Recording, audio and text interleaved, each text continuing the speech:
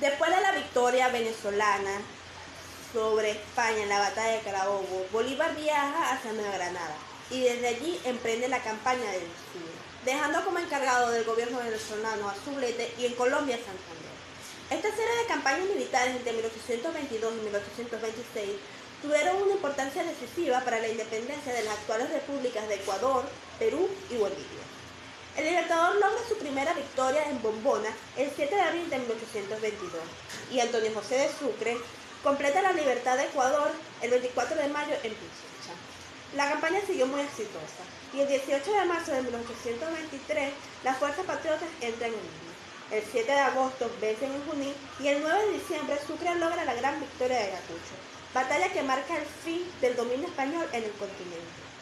Después de Ayacucho, Sucre siguió hacia el sur, cruzó con sus tropas el río Desaguadero y ocupó el territorio del Alto Perú, cuyas provincias habían dependido del virreinato del Río de la Plata.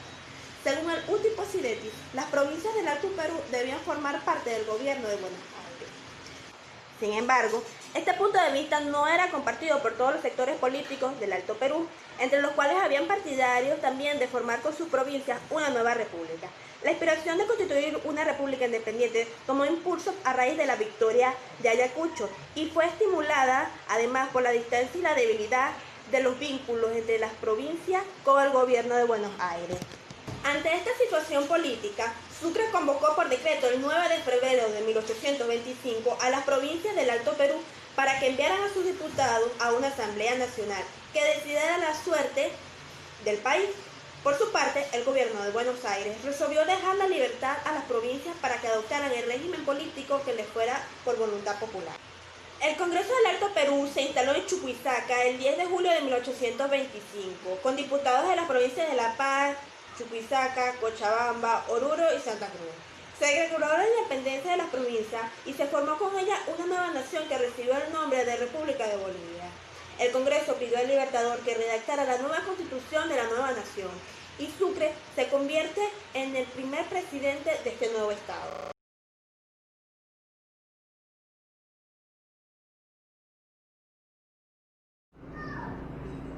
Creación de Bolivia.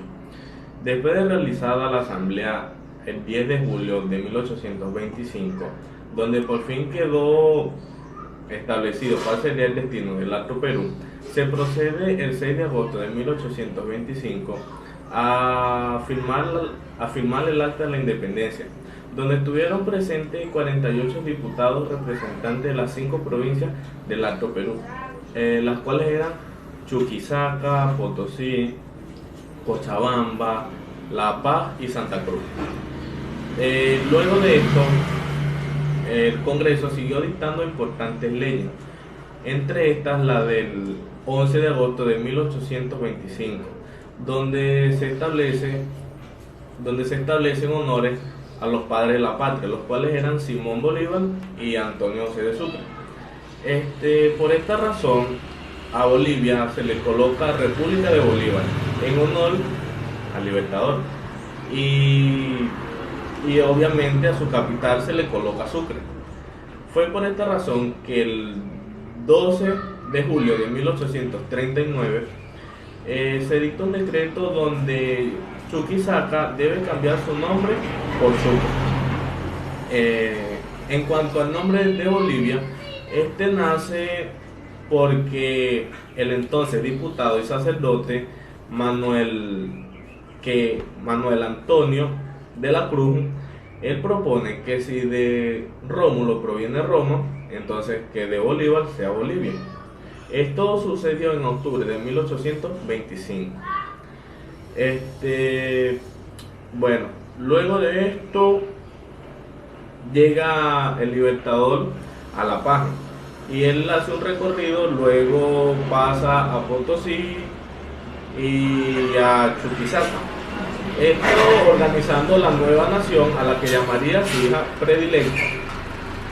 Bueno, el 1 de enero de 1826, Bolívar abandona definitivamente la nación y pierde así los honores que le habían concedido por ser presidente vitalicio de la nueva nación.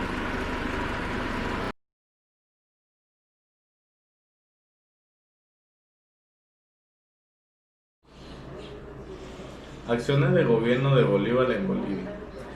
En el proyecto de constitución al Congreso de Bolivia, el Libertador propone la adopción de principios e instituciones ya expuestas por él en su discurso de Angostura.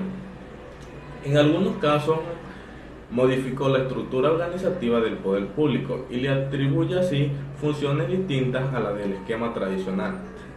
Eso sí, él nunca cambió su punto de vista de que el régimen que se implantara fuese sencillo y fuerte y nunca descuidara sus instituciones. También él insistió con la abolición de la esclavitud y el establecimiento de la libertad de culto.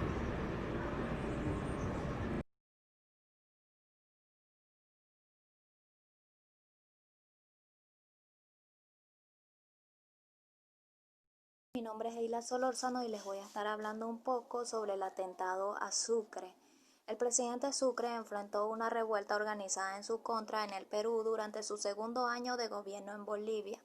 Dicha revuelta fue iniciada el 18 de abril de 1828 cuando se encontraba en el Palacio de Gobierno y se encontró con el doctor Luna, quien le informó sobre movimientos sospechosos que había notado por parte de los militares en el interior del recinto.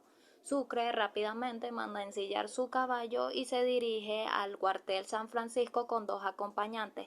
Al llegar al lugar es herido por parte de los granaderos de Colombia en el brazo derecho con un proyectil, mientras que con otro le rozan la cabeza, dejándolo gravemente herido.